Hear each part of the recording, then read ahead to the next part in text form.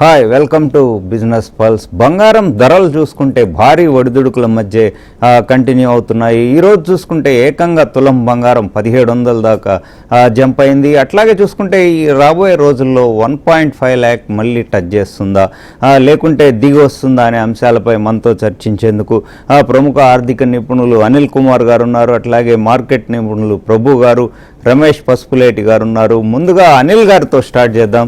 Sir, ఈరోజు చూసుకుంటే 1700 వరకు హై జంప్ అయితే చేసింది పసిడి. ఇది ఎట్లా దీర్ఘకాలిక బుల్ రన్ అనుకోవచ్చా, తాత్కాలిక పెరుగుదల? దీర్ఘకాలిక బుల్ రన్ అనేదానికి మాత్రం పెద్దగా సంకేతాలు ఇంకా కనబడట్లేదు, టైం పట్టొచ్చు. ఇది తాత్కాలికంగా ఏంటంటే కొన్ని రీజన్స్ ఉన్నాయి. ఒకటి మన యుఎస్ ఫెడ్ వచ్చేసి ఇంట్రెస్ట్ రేట్లు అలాగే ఉంచింది, సో దానివల్ల తాత్కాలికంగా ఎటువంటి ఇబ్బంది లేదు. సెకండ్, ఇవాళ ఆర్బీఐ కూడా ఇంట్రెస్ట్ రేట్స్ అలాగే ఉంచింది. థర్డ్ మోస్ట్ ఇంపార్టెంట్, ఇవాళ ఈ మాత్రం పెరగడానికి కారణం ఏంటంటే మాత్రం కంపల్సరీ క్రూడ్ ఆయిల్ ప్రైసెస్ 80కి దిగువన వచ్చాయి. మొన్నటి దాకా 84, 83 వరకు ఉన్నాయి, అది $80 కన్నా దిగువన వచ్చింది. అండ్ కొంచెం ఏంటంటే ఇరాన్ కూడా యుద్ధం మీద స్టాన్స్ కొంచెం సాఫెన్ అయింది. మనం కూడా కంపల్సరీ యుద్ధానికి విరామం అనేది ఇవ్వాల్సి వచ్చిన అవసరం ఉందని నిన్న మొన్న కొన్ని సంకేతాలు వచ్చాయి, అందుకే క్రూడ్ ఆయిల్ తగ్గింది. ఇవన్నీ చూసాక ఏంటంటే ఇప్పుడు బంగారం అనేది మళ్ళీ సేఫ్ హెవెన్ కావాలి అంటే ఏంటంటే క్రూడ్ ఆయిల్ ప్రైజెస్ కొంచెం తగ్గాలి, డాలర్ కూడా కొంచెం వీక్ అవ్వాలి, అప్పుడే బంగారం వైపు ఇన్వెస్టర్స్, ఇన్స్టిట్యూషన్స్ మల్లుతాయి అనమాట. సో ఇప్పుడు కూడా అదే పరిస్థితి. సో ఇదే ఫెడ్ ఎక్స్పెక్టేషన్స్ అనుకున్నట్టు ఇంట్రెస్ట్ రేట్స్ అలాగే ఉంచడం, డాలర్ స్ట్రెంత్ కానీ ఇప్పుడు ఇది క్రూడ్ ఆయిల్ పడిపోవడం వల్ల కొంచెం వీక్ అవ్వడము, అండ్ మళ్ళీ సేఫ్ హెవెన్ డిమాండ్ స్లోగా మారుతుంది, డాలర్ నుంచి రూపాయి బంగారం వైపు వస్తుంది. సో ఇవన్నీ చూసుకొని ఏంటంటే స్లోగా చేంజ్ కనబడుతుంది. బట్ ఇట్ ఈస్ నాట్ పెద్ద దీర్ఘకాల బుల్ రన్ అనేది మాత్రం ఇంకా కాదు. ఎందుకంటే మొన్న ఫెడ్ కూడా ఇచ్చిన ఇంట్రెస్ట్ రేట్ సంకేతాలు ఏంటి, హాకిష్ అంటే మేబీ అవసరం వస్తే మేము ఇంట్రెస్ట్ రేట్లు మార్చొచ్చు నెక్స్ట్ త్వరలో, నెక్స్ట్ క్వార్టర్లో అని. సో అందుకోసం ఏంటంటే ఇది పర్మనెంట్ కాదు, టెంపరీగా మాత్రం there is a small volatility event అంతే. ఇది ప్రాబబ్లీ ఫ్యూ డేస్ లో ఈజ్ అవుట్ అవుతుంది, ఆర్ ఇదే రేంజ్ లో 1,45,000, 1,44,000 దగ్గర రన్ అవుతుంది ఇండియాలో. గ్లోబల్ మార్కెట్ లో కూడా 4,230, ఎందుకంటే లాస్ట్ వీక్ అంతా కూడా 4,050, 4,100 దగ్గర ఆగిపోయింది. ఇప్పుడు కొంచెం పెరిగింది. సో ఐ థింక్ ఇది టెంపరీ ర్యాలీ తప్ప ఇట్స్ నాట్ దీర్ఘకాల ర్యాలీ కాదు బంగారంలో. రైట్ అండి. రమేష్ గారు, ఇప్పుడు చూసుకుంటే గోల్డ్ కొంత కన్సాలిడేట్ మోడ్ లో ఉందా అనిల్ గారు చెప్పినట్టు, మీరు ఎలా చూస్తారు? ఎస్ సార్, షూర్ గా కన్సాలిడేషన్ అంటే ప్రైస్ కరెక్షన్ అయిపోయింది. $5,600 నుంచి $3,900 వరకు వచ్చింది. $3,900 అనేది చాలా చాలా స్ట్రాంగ్ సపోర్ట్, చాలా రెసిలియంట్. అక్కడ నుంచి మళ్ళీ బ్యాక్ బౌన్స్ అయ్యి ఇప్పుడు మళ్ళీ $4,100 వచ్చింది. సో ఇక్కడ నుంచి $5,400 వెళ్ళే అవకాశం ఎక్కువ ఉంది. ఎందుకంటే these are actual retracement, Fibonacci retracement levels కూడా మనకి 39 దాటితే 54 వస్తుంది. సో 39 సపోర్ట్ తీసుకుంటే మనకు 5,400 వెళ్ళిపోతుంది తొందరగా. ఒక్కసారి 5,400 పోయిందంటే మళ్ళీ స్ట్రాంగ్ అవుతుంది అక్కడ నుంచి. రైట్ అండి, మళ్ళీ మీతో మాట్లాడతాం. ప్రభు గారు, గుడ్ మార్నింగ్ అండి. ఇప్పుడు చూసుకుంటే అనిల్ గారు కావచ్చు, రమేష్ గారు కన్సాలిడేటెడ్ మోడ్లో ఉంది, మెల్లిగా పైకి వెళ్ళే అవకాశాలు ఉన్నాయి. అయితే ఒక్కసారి ర్యాలీస్ అయితే ఎక్స్పెక్ట్ చేయలేమంటున్నారు. మీరేమన్నా మగువలకు కానీ మదుపుదారులకు గుడ్ న్యూస్ ఏమన్నా చెప్తారా? గోల్డ్ దిగి వస్తుందనే సంకేతాలు ఏమైనా ఉన్నాయా? డెఫినెట్ గా ఈ 2 months కొంచెం తగ్గుద్ది. ఎందుకంటే ఫెడ్ 28 సెప్టెంబర్ ఉందండి మీటింగ్. ఆయన స్టేటస్ క్యూ చేసిన తర్వాత కామెంట్ లో నెక్స్ట్ దాంట్లో పెంచుతాం అన్న హింట్ ఇచ్చాడు ఆయన. సో పెంచుతాం అన్నప్పుడు ఇన్వర్స్లీ ప్రపోర్షనల్, ఇంట్రెస్ట్ రేట్ పెంచంగానే ఆటోమేటిక్ గా మనకి ఇది తగ్గుతాయి gold and silver. So actual గా తగ్గాలి, కానీ మీకు 2 days నుంచి చూస్తే పెరుగుతోంది. ఎందుకని? సో క్రూడ్ తగ్గింది, క్రూడ్ తగ్గినప్పుడు ఈక్విటీ పెరుగుతుంది, ఈక్విటీ పెరిగినప్పుడు ఆటోమేటిక్ గా మెటల్స్ లో హెడ్జింగ్ ఏదైతే ఉందో దాని వెనక్కి రావాలి కదా. సో రావటం లేదంటే వాళ్ళు ఒమెన్తో మధ్యలో కలిపి మీడియేటర్ చేసిన తర్వాత వీళ్ళందరూ కలిసి ఒక్కొక్క షిప్ మీద $2 lakhs కలెక్ట్ చేద్దాం ఉద్దేశం. అంటే ఒక రకంగా ట్రంపే వాళ్ళకి కలెక్ట్ చేసుకోండి అనే భరోసా ఇచ్చినట్టు. సో వాళ్ళందరూ ప్రిపేర్ అయ్యి ఒక్కొక్క షిప్ మీద 20 లక్షలు కలెక్ట్ చేస్తారని. సో క్రూడ్ తగ్గిన ఆ ఎఫెక్ట్ మనకి పెద్ద తెలియదు కదా, మళ్ళీ 20 లక్షలు కట్టాలంటే. సో ఆ ఎఫెక్ట్ ఉంది. సో అందుకనే ఆ భయం ఉంది కాబట్టి కొంచెం అప్ ట్రెండ్ ఉంది.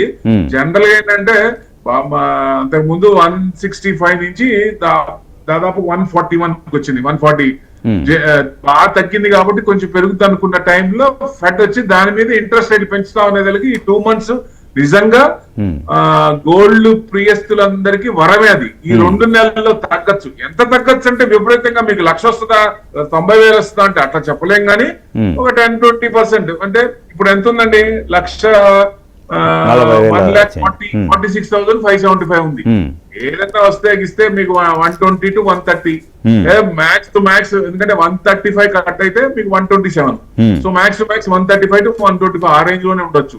ఇప్పుడు తగ్గుద్ది 1 lakh తగ్గుద్ది అంటే ఈ సెంట్రల్ బ్యాంక్స్ అన్ని ఎక్కువ చేసినవి ఆపరు. వాళ్ళు long term bullish trend, no doubt at all. Bull run is still intact in bullions. ఎందుకంటే వాళ్ళు కొనేది ఆపట్లేదు, plus dollar conversion, forex reserves లో డాలర్స్ కన్వర్షన్ నుంచి గోల్డ్ ట్రాన్స్ఫర్ అది ఆగట్లేదు. సో 10% అయింది. ఇంకో 10% అయితే 2 lakhs అవుతుంది అనుకున్నాం. అది ఎక్కడ ఆగలేదు, కాకపోతే స్లో అయింది అంతే. సో కన్వర్షన్ ఇది ఉంది, ప్లస్ ఇది ఉంది కాబట్టి సో డెఫినెట్ గా లాంగ్ టర్మ్ బులిషే. షార్ట్ టర్మ్ కి తగ్గుద్ది అనుకున్నప్పుడు పెరుగుతుంది. ఎందుకు అంటే this is the reason. So వీళ్ళు మళ్ళీ క్రూడ్ తగ్గినా గానీ దాని మీద పై మూలిగే నక్క మీద తాటికాయ పట్టట్టు మళ్ళీ దాని మీద ట్యాక్స్ కలెక్ట్ చేస్తారంటే ఇది ఇంటర్నేషనల్ వాటర్స్ అండి. ఎవరి సొత్తు ఇది? వాళ్ళు కలెక్ట్ చేసుకోవడానికి యుఎస్ ఎవరు, లేకపోతే కలెక్ట్ చేసుకోవడానికి వాళ్ళు ఎవరు? 100% ఇది కోర్టులో నిలవదు. కానీ ఇన్స్టెంట్ గా కొంచెం రప్చర్ ఉంటుంది. సో ఆల్రెడీ ఇప్పటికే కొన్ని షిప్ల మీద కలెక్ట్ చేశారని, చిన్న చిన్న కంట్రీస్ మీద వెళ్తున్నప్పుడు వాళ్ళు క్రూడ్ లేకపోతే మరీ ఇబ్బంది పడుతున్న స్ట్రాటజిక్ రిజర్వ్స్ లేని వాళ్ళు డబ్బులు పే చేసి డాలర్స్ లో పే చేసి బయటకు వచ్చారని. సో అట్లా మీకు ఇంటర్నేషనల్ వాటర్స్ ని మీ ఓన్ సొత్తుగా ఎలా చూసుకుంటారు? అది ఒక అంటే చోక్ పాయింట్ తీసుకొని ఆ చోక్ పాయింట్ ని బ్లాక్ మెయిల్ చేస్తారా? ఆ బ్లాక్ మెయిల్ చేసేదానికి యుఎస్ ప్రెసిడెంట్ సపోర్టా? అది ఎంతవరకు కరెక్ట్? ఇప్పుడు ఏషియన్ కంట్రీస్ అన్ని ఆయిల్ మీద ఆధారపడ్డాయని చెప్పి ఈ రకంగా ఇబ్బంది పడతారా? సో 100% ఇంక ఫ్యూచర్ లో ఏంటంటే ఇప్పుడు దాకా మనం చూసాం, రిటర్న్ పవర్ చూసాం, యుఎస్ పవర్ చూసాం. ఏషియన్ కంట్రీస్ అన్ని ఒకటి కావాలండి. ఒకటిగా ఆ పవర్ అనేది ఏషియన్ కంట్రీస్ రావాలి, అప్పుడు తెలుస్తుంది. రైట్ అనిల్ గారు, ఇప్పుడు చూసుకుంటే సరే మిగతా ఫ్యాక్టర్స్ ఓకే, కానీ సెంట్రల్ బ్యాంక్స్ బిహేవియర్ ఎట్లుంది? వాటి టెంపోని బట్టి గోల్డ్ ధరలు డిసైడ్ అయ్యే ఛాన్సెస్ ఉంది ఫర్దర్గా. సో మన రిజర్వ్ బ్యాంక్ కావచ్చు, ఇతర సెంట్రల్ బ్యాంక్స్ గోల్డ్ మీద ఇంకా హోల్డ్ చేయాలనే దాంతో ఉన్నాయా, లేకుంటే ఎట్లా లిక్విడిటీ ఇష్యూస్ వల్ల సేల్ చేయాలని? సో పక్కా అండి, సెంట్రల్ బ్యాంకుల యొక్క కొనుగోలు పైన బంగారం పెరగడం అనేది ఇంతకుముందు చూసాం, ఇప్పుడు కూడా జరగబోతోంది. ఈ సంవత్సరం ఆల్రెడీ 2026 లో రెండో త్రైమాసికం 2వ క్వార్టర్ లో చూసుకుంటే సెంట్రల్ బ్యాంకులు నికరంగా నియర్లీ 289 టన్నుల బంగారాన్ని కొనుగోలు చేశాయి. ఇది గత ఏడాదితో పోలిస్తే 62% ఎక్కువ. యాక్చువల్లీ లాస్ట్ ఇయర్ ఫస్ట్ ట్రైమినిస్టర్స్ లో చూసుకుంటే దానికన్నా ఇది 62% ఎక్కువ. సో ఏంటంటే కాకపోతే ఏంటంటే అయినా బంగారం ధరలు పెరిగిపోతున్నాయి అంటే మాత్రం వేరే కారణాల వల్ల పడిపోయాయి. సో సెంట్రల్ బ్యాంకులు మాత్రం కంటిన్యూ చేయబోతా ఉన్నాయి, రికార్డు స్థాయిలో కొనుగోలు చేస్తానే ఉన్నాయి. స్మార్ట్ మనీ ఎప్పుడైనా సరే ఏంటంటే బంగారం ప్రైస్ తగ్గినప్పుడు మూవ్ అవ్వాలి. కొన్ని రోజులు వెయిట్ చేశాయి, జనవరిలో హై ఉన్నప్పుడు ఎక్కువ కొనలేదు, బట్ ఫిబ్రవరి తర్వాత ఎప్పుడైతే హై నుంచి కొంచెం తక్కువ వచ్చాయో సెంట్రల్ బ్యాంకులు యావరేజ్ చేస్తూ వస్తా ఉన్నాయి. డాలర్ నుంచి స్లోగా వాళ్ళు డైవర్సిఫికేషన్ చేస్తానే ఉన్నారు. ఈ కొనుగోలులో చూసుకుంటే ఒక ఇండియానే కాదు, పోలాండ్ కానీ, ఉజ్బెకిస్తాన్ కానీ, చైనా ముందున్నాయి. దాని తర్వాత అమ్మేసిన వాళ్ళు, ఎందుకంటే ఇప్పుడున్న పరిస్థితుల్లో కొన్ని యుద్ధ పరిస్థితుల వల్ల లిక్విడిటీ కోసం రష్యా, టర్కీ మాత్రం అమ్మేశాయి ఇది ఈ టైంలో. సో ఆన్ ద హోల్ చూసుకున్నా గానీ దగ్గర 300 టన్నుల బంగారం బయింగ్ జరిగింది సెంట్రల్ బ్యాంక్. ఇప్పుడు గోయింగ్ ఫార్వర్డ్ కూడా అలాగే ఉండబోతోంది. సో ఈ ప్రైస్ ఫ్యూయలింగ్ మీరు అన్నట్టు ఏదైనా కొంచెం ప్రైస్ ఏమైనా ర్యాలీ వస్తే మాత్రం దానికి one of the major reason మాత్రం పక్కా సెంట్రల్ బ్యాంకులే అవుతాయి. ఎందుకంటే ఈ ట్రంప్ యొక్క నిర్ణయాలు, మళ్ళీ డాలర్ మీద నమ్మకము, ఈ ప్రపంచవ్యాప్తంగా జరుగుతున్న ఈ యుద్ధాల పరిస్థితి, ఇట్లాంటి కాన్ఫ్లిక్ట్స్ వల్ల కూడా ఆల్వేస్ బంగారం ఉంటే ఏంటంటే కొంచెం సేఫ్టీ ఉంటుంది. లేకపోతే అమెరికా యొక్క నిర్ణయాలు బట్టి వాళ్ళ యొక్క రిజర్వ్స్ ను కూడా వాళ్ళు ఎప్పుడంటప్పుడు డాలర్ల రూపంలో ఉన్న వాటిని బ్లాక్ చేసే అవకాశం ఉందనే ఉద్దేశంతో ఇంకా కొంటా ఉంటాయి. ఇదే మేజర్ కారణం కాబోతుంది కమింగ్ నెక్స్ట్ 1 year లో. రైట్ అండి. రమేష్ గారు, నెక్స్ట్ ఫెడ్ మీట్లో ఇంట్రెస్ట్ రేట్స్ ఏ దిశగా వెళ్ళే అవకాశం ఉంది? దాని ఇంపాక్ట్ గోల్డ్ మీద ఎట్లా ఉండబోతుంది? ఇంట్రెస్ట్ రేట్స్ వచ్చేసి కొంచెం పెరగచ్చు, ఎందుకంటే ఇన్ఫ్లేషన్ పెరిగింది కాబట్టి. కాకపోతే దాని వల్ల గోల్డ్ కి పెద్ద ఇంపాక్ట్ ఉండకపోవచ్చు. నార్మల్ గా గోల్డ్ తగ్గాలి ఇంట్రెస్ట్ రేట్స్ పెరిగితే, కానీ పెద్ద ఇంపాక్ట్ ఉండకపోవచ్చు. ఎందుకంటే ఆల్రెడీ గోల్డ్ చాలా కరెక్ట్ అయింది, ఇప్పుడు జస్ట్ టైం కరెక్షన్ లో ఉంది. దాంతో యాక్చువల్ గా యుఎస్ కూడా గోల్డ్ రిజర్వ్స్ యుఎస్ దగ్గర ఎక్కువ ఉన్నాయి. సో యుఎస్ కూడా యాక్చువల్ గా రీషెడ్యూల్ చేద్దాం అనుకుంటుంది గోల్డ్ యొక్క వాల్యూని. ఎప్పుడో 1971 లో చేశారు, సో ఇప్పుడు మళ్ళీ చేద్దాం అనుకుంటుంది. దాంతో పాటు అదర్ బ్యాంక్స్ కూడా బై చేస్తున్నాయి. ఇప్పుడు సౌత్ కొరియా కూడా స్టార్ట్ చేసింది బై చేయడం. ఇప్పుడు సౌత్ కొరియా స్టార్ట్ చేయలేదు. $490 బిలియన్ ఉన్నాయి వాళ్ళ దగ్గర ఫారెన్ రిజర్వ్స్. ఓన్లీ 4.9 టన్స్ ఉంది యాక్చువల్ గోల్డ్. సో అలాంటిది ఇప్పుడు వాళ్ళు కూడా దాన్ని డైవర్సిఫై చేస్తున్నారు. ఎందుకంటే ఇదంతా డీడాలరైజేషన్ వస్తుంది. యాక్చువల్గా డీడాలర్ అయిపోయినప్పుడు మనకి ఫెడ్ తో సంబంధం ఉండదు. ఫ్యూచర్ లో డిస్కనెక్ట్ అయిపోతాయి యాక్చువల్ గా ఫెడ్ ఇంట్రెస్ట్ రేట్ తోటి గోల్డ్. అది గోల్డ్ చెప్పండి sir. Depend on fed interest rates మీద ఫ్యూచర్ లో. ఫర్దర్ గా దాని ఇంపాక్ట్ పెద్దగా ఉండకపోవచ్చు అంటారు. యాక్చువల్ గా చైనా విల్ డిసైడ్. చైనా ఇంకా ఇంక్రీజ్ చేస్తుంది gold reserves. China will take over total gold rates. Right అండి. సార్ ప్రభు గారు, ఒకవైపు చూసుకుంటే అమెరికా ఆర్థిక అనిశ్చితి కంటిన్యూ అయ్యే అవకాశాలు ఉన్నాయి, అట్లాగే డాలర్ కొంత వీకెన్ అయితే కనిపిస్తూ ఉంది. సో ఇది గోల్డ్కి ఏమన్నా పాజిటివ్గా మారే అవకాశం ఉందా?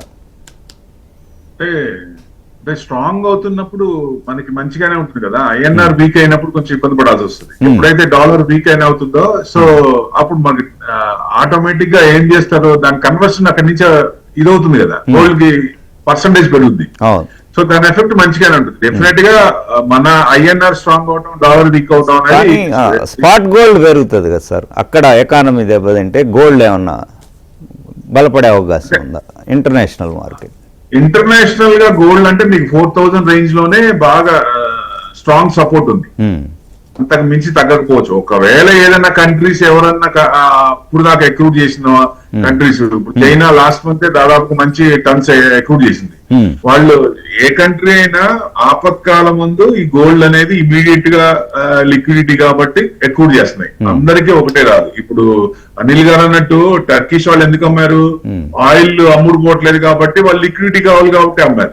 రష్యా గోల్డ్ ఎందుకు అమ్మింది? యుక్రెయిన్ వార్తో మెయింటైన్ చేయాలి కాబట్టి. సో ఎవరికైనా ఇబ్బందులు వచ్చినప్పుడే అమ్ముతారు కాబట్టి అందరికి ఒకేసారి రావు కాబట్టి అంత ఎఫెక్ట్ పెద్ద ఉండకపోవచ్చు. సో డెఫినెట్ గా ఎక్రూయింగ్ అనేది ఇంకా స్టార్ట్ అవుతుంది. అందుకే long term is bullish. Short term అనేది కూడా కొంచెం, ఎందుకంటే ఇంట్రెస్ట్ రేట్ల వల్ల రివర్స్ కాబట్టి దాన్ని ఇదిగా ఉంది. సో డాలర్ వీకెన్ అయితే ఇంకా కొంచెం గోల్డ్ కొంచెం స్ట్రాంగ్ అయ్యే ఛాన్స్ ఉంటుంది కదా. సో డెఫినెట్ గా అది మంచి తరుణం అది.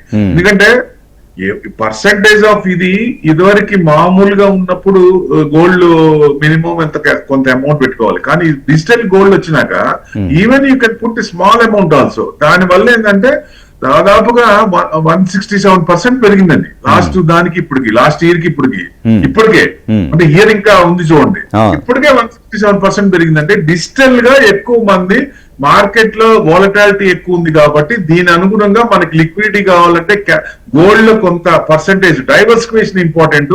ఒక 20% మెటల్స్ లో పెట్టుకుంటే మంచిదని ఉద్దేశంతో, అది కూడా ప్రీసియస్ మెటల్స్ ఆడవాళ్ళకి ఇష్టమైనది ఇది. ఎందుకంటే ఎక్కువ అకౌంట్స్ కూడా డిమాట్ అకౌంట్స్ కూడా లేడీసే ఓపెన్ అవుతున్నాయి, అబ్జర్వ్ చేయండి.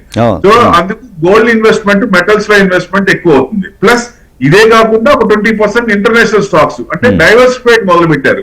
అంటే ఇప్పుడు వచ్చే జంజీలు, కొత్తగా వచ్చే యూత్ వాళ్ళందరూ ఏంటంటే మేము బయట కూడా ఉండాలి, ఇండియాలో కూడా ఉండాలి మా స్టాక్స్ అనే ఉద్దేశం వచ్చింది కాబట్టి దాన్ని డైవర్సిఫైడ్ చేసి పెడుతున్నారు. ఇది ఒక రకంగా మంచిదే అంటే 100% మంచిదే. ఎందుకంటే యుఎస్ లో మీకు $5 trillion అప్ అండ్ డౌన్ అవుతుంది, చూస్తున్నాం కదా.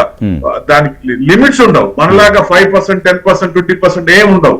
పడితే విపరీతంగా పడతాయి, పెరిగినప్పుడు విపరీతంగా పడతాయి. సో మన వాళ్ళు ఎప్పుడైతే ఉన్నారో అక్కడ క్యాచ్ చేస్తున్నారు. పడ్డప్పుడు మ్యాక్స్ టు మ్యాక్స్ అక్కడ ఉన్నోళ్లే కాకుండా ఇక్కడ ఉన్నోళ్ళు కూడా ఇప్పుడు ప్రొవిజన్ ఉంది కదా. ఇప్పుడు మోతిలాల్ ఉంది, మోతిలాల్ మేము డైరెక్ట్ గా యుఎస్ స్టాక్స్ కూడా కొనొచ్చు.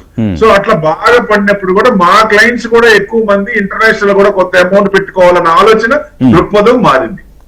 రైట్ అండి. అనిల్ గారు, బంగారం ఇప్పుడు కొనుగోలు చేయాలా లేకుంటే వెయిట్ చేయొచ్చా? ఎందుకంటే ఈ వల్టాలిటీ ఉంది కాబట్టి ఏ రోజైనా తగ్గితే ఆ రోజు కొంచెం అక్యుములేట్ చేసుకుంటా ఫేజ్ వైజ్ బయింగ్ బెటర్ అంటారా? ఒకటి ఏంటంటే బంగారంది మాత్రం ఇప్పుడున్న పరిస్థితుల్లో ఏమి తగ్గినట్టయితే లేదు. దాని ఏమంటారు యావరేజ్ బయింగ్ ప్రైస్ చూసుకున్నా గానీ, ఇప్పుడు ఎక్స్పెక్టేషన్ చూసుకున్నా గానీ, ఇప్పుడు కరెంట్లీ $4,300 దగ్గర ఉంది. 4,300 నుంచి $4,700 అంటే హైకి దగ్గరలోనే ఉంది. ఇక్కడ నుంచి పెద్దగా పెరిగే అవకాశం తక్కువగా ఉంది. అండ్ ఇంకొకటి ఏంటంటే వరల్డ్ గోల్డ్ కౌన్సిల్ చెప్పిన దాని ప్రకారం ఏంటంటే రీటైల్ ఎవరైతే నగలు కొంటున్నారో వాళ్ళ దగ్గర నుంచి డిమాండ్ తగ్గిపోయింది, ఎందుకంటే అఫోర్డబిలిటీ తగ్గిపోయింది. ఈ ప్రైస్ కరెంట్లీ ఉన్న ప్రైస్ అనేది చాలా ఎక్కువగా ఉంది. సో ఇన్వెస్టర్స్ ఎవరైతే వాళ్ళ సొంతంగా వాడకానికి తీసుకునే వాళ్ళు మాత్రం సిస్టమేటిక్ గా ఈవెన్ ఈ లెవెల్లో కూడా యాడ్ చేసుకుంటూ పోవడం మంచిది. ఇక్కడ నుంచి బంగారం ఎంతో పడిపోతుందనే నమ్మకం మాత్రం లేదు. సో ఇట్ విల్ స్లోగా పెరగడమే తప్ప ఇంతకు ముందులాగా ఫాస్ట్ గా రన్ కాదు. సో ఆ లెక్కను చూసుకుంటే మన అవసరానికి తగ్గట్టు నెక్స్ట్ 1 year లో ఉందా, రెండు సంవత్సరాల్లో పెళ్లిళ్ళు ఉన్నాయా, దానికి తగ్గట్టు కొంచెం కొంచెం ప్రతి లెవెల్లో కొనుక్కొని పోవడం బెస్ట్ ఆప్షన్. అండ్ ఈవెన్ ఇప్పుడు వచ్చే ఇప్పుడు సీజన్ ఉంది, ఇప్పుడు రాఖీ సీజన్ ఉంది, తర్వాత దసరా దీపావళి సీజన్ ఉంది, పెళ్లిళ్ళ సీజన్ ఉంది. బట్ ఇండియన్ గోల్డ్ కౌన్సిల్ కానీ వరల్డ్ గోల్డ్ కౌన్సిల్ ప్రకారం అయితే యాక్చువల్లీ డిమాండ్ తక్కువగా ఉంది. సో అఫోర్డబిలిటీ తక్కువగా ఉంది, లైట్ వెయిట్ జ్యువెలరీ ఎక్కువగా అమ్ముడుపోతా ఉంది, తక్కువ క్యారెట్ ఉన్న డిజైన్ల వైపు వినియోగదారులు మొగ్గు చూపుతున్నారు. సో ఇది వాల్యూమ్ అనేది తగ్గిస్తుంది. సో ధరలు అంత పెద్దగా తగ్గించదు దీనివల్ల. సో అందుకోసం ఏంటంటే అవసరం ఉంటే కొనేసుకోండి తప్ప పెద్దగా పడిపోతుందని వెయిట్ చేయొద్దు అనేది మాత్రం అకార్డింగ్ టు మీ నా సజెషన్. రైట్ అండి. రమేష్ గారు, పండుగలు పెళ్లిళ్ళ సీజన్లో గోల్డ్ ఏమన్నా కొంత ఖరీదయ్యే అవకాశం ఉందా? డెఫినెట్లీ పెరిగే అవకాశం ఉంటుంది. డెఫినెట్లీ పెరిగే అవకాశం ఉంది. ఎందుకంటే లాస్ట్ 5 years యావరేజ్ చూడండి, లాస్ట్ 2 quarters ఏదైతే అక్టోబర్ నుంచి మార్చ్ వరకు చూడండి, మినిమం 15% రిటర్న్ ఉంది. ఓకే, ఇది లాస్ట్ ఇయర్ జరిగితే లేకపోతే లాస్ట్ 2 years జరిగితే మనం ఆలోచించాలి కానీ యాక్చువల్ గా మనం డౌట్ పడాలి కానీ లాస్ట్ 5 years కంటిన్యూస్ గా జరిగింది, కన్సిస్టెన్సీగా జరిగింది. ఫెస్టివ్ సీజన్ లో పెరుగుతుంది, ఎవ్రీ ఫెస్టివల్ సీజన్ లో పెరుగుతానే వచ్చింది. యాక్చువల్ గా మినిమం 15% రిటర్న్ ఇచ్చింది. సో లాస్ట్ 5 years కంటిన్యూస్ గా ఇచ్చినప్పుడు ఇక్కడ ఇవ్వడానికి కూడా అంతే అవకాశం ఉంది. ఛాన్సెస్ చాలా ఎక్కువ ఉంది, రిస్క్ కూడా చాలా తక్కువ ఉంది. యాక్చువల్ గా 3900 ఎలా అనుకున్నాను, ఇండియన్ రూపీస్ లో చూస్తే 1,39,000. 1,39,000 అనేది చాలా strong support. Already price correction అయిపోయింది, మేబీ టైం కరెక్షన్ అవ్వచ్చు, అంటే ఇక్కడ నుంచి కొద్ది టైం పట్టచ్చు గోల్డ్ పెరగడానికి. కానీ తగ్గే అవకాశాలు చాలా చాలా తక్కువ, పెరిగే అవకాశాలు చాలా ఎక్కువ. మనం నెక్స్ట్ క్వార్టర్ లోనే 15% రిటర్న్ ఎక్స్పెక్ట్ చేయొచ్చు. ఇది నేను చెప్పట్లేదు, యాక్చువల్ గా పెద్ద పెద్ద బ్యాంక్స్, ఫైనాన్షియల్ ఇన్స్టిట్యూషన్స్ చెప్తున్నాయి. గోల్డ్మన్ సాక్స్ కానీ జేపీ మోర్గాన్ కానీ ఇక్కడ నుంచి 15% నెక్స్ట్ 6 months కి ఇచ్చాయి ఆల్రెడీ ఫోర్కాస్ట్. రైట్. మన ప్రభు గారు, సార్ ఇది సిల్వర్ ఎలా ఉంటది మీ అంచనా? సిల్వర్ కి ఇండస్ట్రియల్ డిమాండ్ ఏం తగ్గదండి, అక్కడ తగ్గే ఛాన్స్ కనపడదు. ఎందుకంటే దానికి ఆల్టర్నేట్ వచ్చి సిల్వర్ బదులు దానికంటే తక్కువ ఉంది, సో దీన్ని వాడుకోవచ్చు అంటే తప్ప. సో ఇండస్ట్రియల్ యూసేజ్ అంటే సేఫ్ హెవెన్ డిమాండ్, అది ఆ డిమాండ్ అంతే ఉంది కదా. సేఫ్ ఇప్పుడు కొంత పర్సెంటేజ్ సేఫ్ దాంట్లో పెట్టుకోవటం అనేది బేసిక్ గా సేఫ్ హెవెన్ డిమాండ్ అనేది ఒకటి. రెండోది ఇండస్ట్రియల్ యూసేజ్ అంటే రెన్యూబుల్ ఎనర్జీ, ఎలక్ట్రానిక్స్ అన్నిట్లో కూడా పూర్తిగా ఇప్పుడు రెన్యూబుల్ ఎనర్జీ ఫుల్ స్కేల్ గా రాలేదు. ఇంకా ఫుల్ స్కేల్ లో వస్తే సిల్వర్ అనేది భయంకరంగా అవసరం ఉంటుంది. ఇప్పుడున్న కంపెనీస్ కే పర్సెంటేజ్ చూసుకుంటే షార్టేజ్ లో ఉన్నాం. సప్లై డిమాండ్ లో డిమాండ్ ఎక్కువ ఉంది, సప్లై తక్కువ ఉంది. ఇప్పటికే కొంచెం షార్టేజ్ ఉంటే ఫ్యూచర్ లో ఇంకా వచ్చే కంపెనీస్ కి రేపు పొద్దున కంపెనీస్ ఇంకా వచ్చినప్పుడు వాటికి అందరికి సిల్వర్స్ కావాలనుకున్నప్పుడు, రెన్యూబుల్ ఎనర్జీ యూసేజ్ ఉన్నప్పుడు, సో డెఫినెట్ గా ఇప్పుడు ఈవీస్ పెరుగుతున్నప్పుడు అప్పుడు కావాల్సి వస్తుంది. సో డెఫినెట్ గా అది మంచి ఛాన్సే ఉంది. డెఫినెట్ లాంగ్ ఆల్టర్నేట్ వచ్చేంత వరకు డెఫినెట్ గా అది సిల్వర్ కొంచెం, ఎందుకంటే 4,10,000 అండి మన ఎక్స్చేంజ్ లో లిస్ట్ అయింది, అక్కడి నుంచి పడిపోయింది. సో పారాబోలిక్ పాత్ వస్తుంది అని ఇంటిస్తూనే ఉన్నాం. దాని అనుగుణంగా 350 నుంచి చెప్తున్నాం, 410 దగ్గరికి వచ్చి 2 లక్షల పైన పడిపోయింది. సో ఎందుకంటే silver is an aggressive metal. ఎవరైనా సరే ఆ అగ్రెసివ్నెస్, నేను అందుకని ఒక్కొక్క మనిషికి ఒక రిస్క్ ఫ్యాక్టర్ ఉంటుంది. నేను ఇంతవరకు తీసుకుంటాను, నా కెపాసిటీని బట్టి నేను ఇంత రిస్క్ తీసుకుంటాను, సో దీంట్లో ఎన్నాళ్ళైనా పర్వాలేదు ఉంటాను అనుకున్నప్పుడు అలాంటి వాళ్ళు ఈ సిల్వర్ పర్సెంటేజ్ లో ఎక్కువ పెట్టుకోవాలి. ఎందుకంటే మళ్ళీ 5 లక్షలు రాదా అంటే వస్తుంది, బట్ డోంట్ టైం అడగద్దు. టైం 35 నుంచి 35, 38, 32 వచ్చిన తర్వాత మళ్ళీ పెరగడానికి ఎంత కాలం పట్టింది? సో మళ్ళీ ఇప్పుడు పెరగడానికి ఇండస్ట్రియల్ యూసేజ్ ఎంత పెరుగుతుంటే దాని డిమాండ్ అంత పెరుగుతుంది. కాబట్టి అదే ఇదివరకు ఉన్న పీరియడ్ పడుతుందా అంటే తక్కువ ఉందా అనేది ఓవర్ పీరియడ్ మనకి రన్నింగ్ లో తెలుస్తుంది. సో డిమాండ్ పెరుగుతున్నప్పుడు ఆటోమేటిక్ గా సప్లై తక్కువ ఉన్నప్పుడు రేట్ పెరిగిపోద్ది కదా. సో డెఫినెట్ గా 5 లక్షల వరకు వెళ్ళదా అంటే వెళ్తుంది.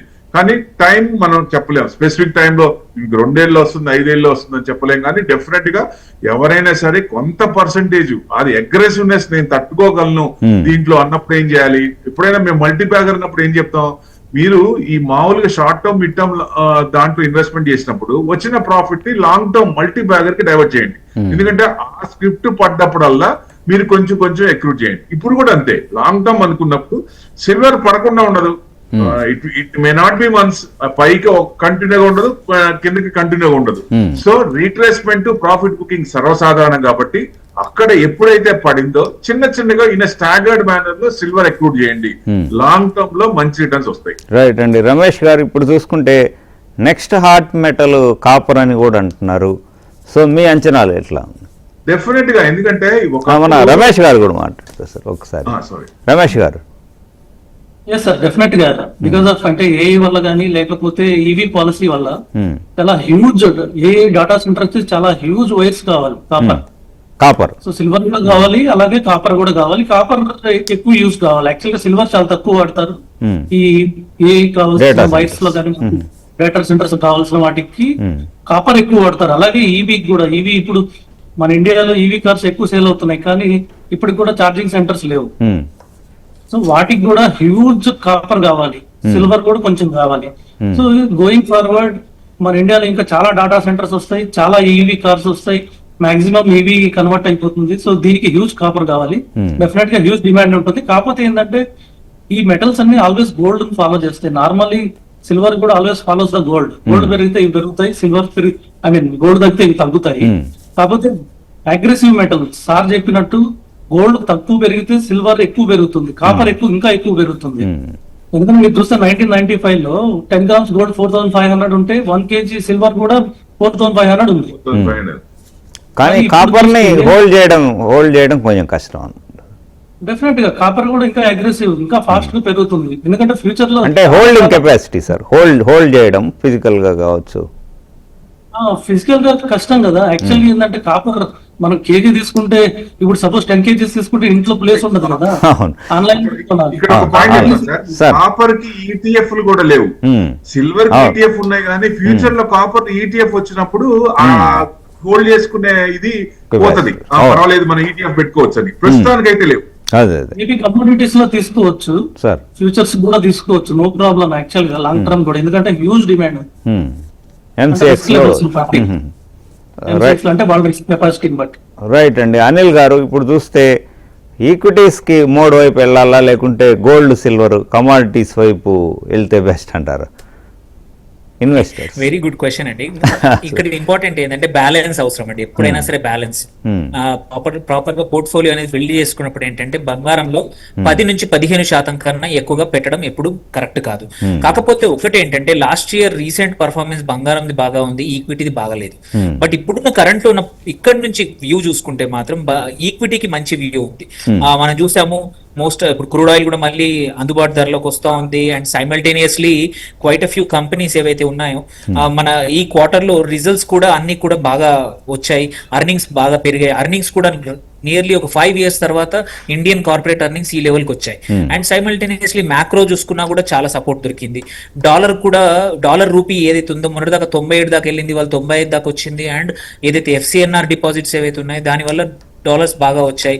ఆర్బీఐ కూడా మంచి సంకేతాలు ఇస్తుంది. అండ్ జీడిపి నంబర్స్ అన్నిటికన్నా ఇంపార్టెంట్ ఈ క్వార్టర్ లో కన్సంప్షన్ స్టాక్స్, కార్ల స్టాక్స్ అన్ని రిజల్ట్స్ వండర్ఫుల్ రిజల్ట్స్ ఇచ్చాయి. కార్ల సేల్స్ పెరిగాయి అంటే ఏంటంటే మనం భయపడుతున్నంత భయం అంటే వీక్నెస్ అనేది ఎకానమీలో కనబడట్లేదు. ఈ లెక్కను చూసుకుంటే ఆల్రెడీ లాస్ట్ ఒక 10 sessions లో మనము 23,000 రేంజ్ నుంచి ఆల్రెడీ 24,500 రేంజ్ కి ఆల్రెడీ మార్కెట్ వచ్చేసింది, నిఫ్టీ వచ్చేసింది. ఇక్కడ నుంచి 25 నుంచి 26,000 వెళ్ళడానికి అంతే టైం పట్టకపోవచ్చు, లెస్ దాన్ మంత్ లోనే మొత్తం రావచ్చు. సో ఈ లెక్కను చూస్తే మాత్రం ఫ్రమ్ నౌ హిస్టారిక్ ఏం చెప్తుందంటే ఈక్విటీ ఒక 2 సంవత్సరాలు ఇంత డౌన్ ఉన్నప్పుడు నెక్స్ట్ 3-4 years ఈక్విటీకి చాలా బాగా రిటర్న్స్ ఇస్తాయి. 30-40% కూడా ఇచ్చిన టైం ఉంది. సో ఇప్పుడు మాత్రం ఇన్వెస్టర్స్ ఫ్రెష్ గా చేయాలంటే మాత్రం as somebody with equity markets లో అనుభవంతో చెప్పేది ఏంటంటే better to invest in equities than gold time ఇప్పుడు పెరుగుతుంది కానీ లాస్ట్ ఇయర్ లాగా మాత్రం పెరగదు. మీకు డబ్బులు ఎక్కువ రావాలి అంటే మాత్రం ఈ equity markets next 1 year wonderful time రాబోతుంది. Probably one of the gold period అనిపిస్తుంది నాకు తెలిసి. రైట్ అండి. రమేష్ గారు, ఇయర్ ఎండింగ్కి గోల్డ్ ఎంతకి వెళ్ళే అవకాశం ఉంది? 1.5 lakh క్రాస్ చేస్తుందా? ఇంకెక్కువ క్రాస్ చేస్తుందని నేను బిలీవ్ చేస్తున్నాను అండి, అన్ని డాటాస్ ప్రకారం యాక్చువల్ గా. సో మినిమం $4,500 వెళ్ళాలి, అంటే మేబీ 1,60,000 వరకు వెళ్ళాలి ఇయర్ ఎండింగ్కి. ప్రభు గారు, చెప్పండి, మీ అంచనా ఏంటి సార్? అంటే it depends on the factors, three factors. అంటే వెస్ట్ ఏషియా కన్క్లూజన్ ఏమవుతుంది, ఇట్స్ పొలిటికల్ డ్రామా, అక్కడ డ్రామా జరుగుతుంది. సో దాన్ని క్రూడ్ ని ఎక్కువ అమ్ముకోవడానికి ఒక ఇష్యూ అనేది కావాలి, కాబట్టి ఆ ఇష్యూని కన్సిస్టెంట్ గా దాన్ని ఇచ్చేస్తున్నారు. ఎందుకంటే వాళ్ళు ఇప్పుడు యుఎస్ ఆయిల్ అమ్మాలంటే తక్కువలో అమ్మాలంటే కష్టం కదా. అప్పుడు ఏదైనా ఇష్యూ బర్నింగ్ అప్పుడే కదా $90-100 అమ్మొచ్చు. సో అందుకని దాన్ని సెటిల్ చేయకుండా ఉండి వాళ్ళు ఆయిల్ అమ్ముకోవడానికి అన్నట్టు. ఎప్పుడైతే అది సెటిల్ అవుతుందో అప్పుడు ఇది అవుతుంది. యుఎస్ ఎంప్లాయ్మెంట్ డేటా, ఈ డేటా ఎక్కువ ఉంది కాబట్టి ఇప్పుడు ఇంట్రెస్ట్ రేట్లు, ఇవన్నీ కూడా ఈ 3 ఫ్యాక్టర్స్ కూడా ఇది చేస్తాయి. అంటే పెద్ద గోల్డ్ కౌన్సిల్ కూడా 10 to 15% ఇచ్చింది. లాస్ట్ ఇయర్ వచ్చినట్టు ఎక్స్పెక్ట్ చేయొద్దు. 10 to 15%, అది కూడా ఫ్యూ ఫ్యాక్టర్స్ ఉన్నాయి. అది ఎగెనెస్ట్ అయితే, అంటే ఇప్పుడు ఈక్విటీ మార్కెట్ డెప్త్ తెలిసిన వాళ్ళు పర్సెంటేజ్ డైవర్సిఫికేషన్ పెట్టుకుంటారండి. అంటే మదర్ ఆఫ్ ఆల్ అన్నట్టు equity is a mother of all. So equity main, so తర్వాత ఇది స్టెప్స్. సో గోల్డ్ కొంత, సిల్వర్ లో మెటల్స్ లో డైవర్సిఫై చేసి అట్లా అది బెస్ట్. కానీ పూర్తిగా ఇప్పుడు మనం జాబ్ మానేసి ఏదో మార్కెట్ మీద డబ్బులు వస్తున్నాయని చెప్పి పూర్తిగా దీని మీద ఆధారపడితే ఎట్లా ఉంటది? అలానే గోల్డ్ వదలకూడదు. Equity is mother of all. So equity ఇది చేసుకొని తర్వాత దాని అనుగుణంగా ఇట్స్ యాడ్ ఆన్స్. ఇవి యాడ్ ఆన్స్ అంటే మనకి సపోర్ట్ కావాలి. ఎప్పుడన్నా ఈక్విటీ మనకి ఇబ్బంది పడ్డప్పుడు ఇట్ బికమ్స్ హెడ్జ్. దీని నుంచి మనకి ఏదైనా క్యాష్ రావాలన్నా లిక్విడిటీ ఇమీడియట్ క్యాష్, కాబట్టి గోల్డ్ అనేది కొంత పర్సెంటేజ్ పెట్టుకోవటం మంచిది. అంతేగాని పూర్తిగా ఇదేదో బాగా పెరుగుతుందంటే ప్రతి ఇయర్ కూడా లాస్ట్ ఇయర్ వచ్చినట్టు రాదు, 80% లో రాదు. రైట్ రైట్ సమయం అయిపోయింది. Thank you very much Ramesh గారు, ప్రభు గారు, అనిల్ కుమార్ గారు, మీ వాల్యుబుల్ టైం వెచ్చించి చర్చలో పాల్గొన్నందుకు. ఇది బిజినెస్ పల్స్ ఇంటరాక్షన్. చూస్తూనే ఉండండి HMT.